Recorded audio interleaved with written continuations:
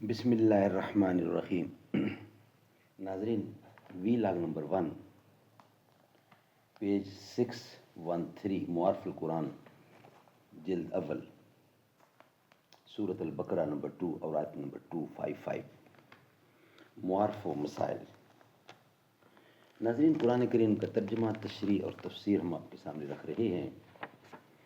کتاب کے رائٹر ہیں مفتی اعظم پاکستان حضرت مولانا مفتی محمد شفیع صاحب رحمۃ اللہ علیہ۔ کتاب کا نام ہے معارف القرآن جلد اول سورۃ الفاتح سے لے کر سورۃ البقرہ پارہ اول تا پارہ تیسرا رکوع 8واں۔ بسم اللہ الرحمن الرحیم۔ الحمد للہ وکفی وسلام علی عبادہ الذین اصطفی۔ خیرکم من تعلم القرآن وعلمہ۔ بہترین لوگ وہ ہیں جو خود بھی قرآن پڑھیں، دوسروں کو پڑھائیں، سکھائیں اور لکھائیں۔ خوابگاہ شاہوں کی ہے یہ منزل حسرت فزا، دیدہ عبرت خراج اشک گلگلوں کر ادا۔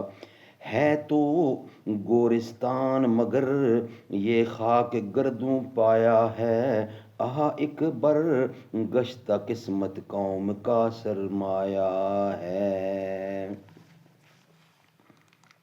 وی لاگ نمبر 1 تیسرا جملہ، لا تخذہ سنۃ ولا نوم۔ ہیڈنگ چل رہا ہے آیت الکرسی کے خاص فضائل۔ تیسرا جملہ، لا تخذہ سنۃ ولا نوم۔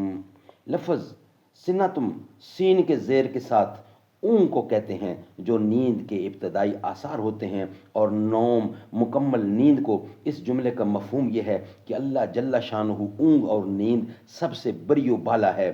پچھلے جملے میں لفظ قیوم نے جب انسان کو یہ بتلایا کہ اللہ جل شانہ سارے آسمانوں، زمینوں اور ان میں سمانے والے تمام کائنات کو تھامے اور سنبھالے ہوئے ہیں اور ساری کائنات اس کے سہارے قائم ہے، تو ایک انسان کا خیال اپنی جبلت و فطرت کے مطابق اس طرف جانا ممکن ہے کہ جو ذات پاک اتنا بڑا کام کر رہی ہے، اس کو کسی وقت تھکان بھی ہونا چاہیے، کچھ وقت آرام اور نیند کے لیے بھی ہونا چاہیے۔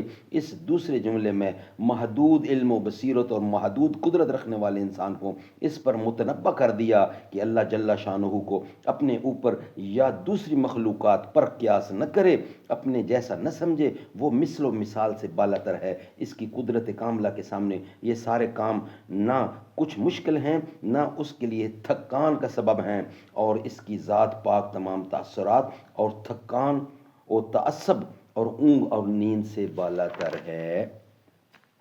ناظرین، یہ تھا وی لاگ نمبر 1۔ انشاءاللہ ہم آپ کے سامنے اب رکھیں گے وی لاگ نمبر 2۔ وی لاگ نمبر 1 ہمارا مکمل ہوا۔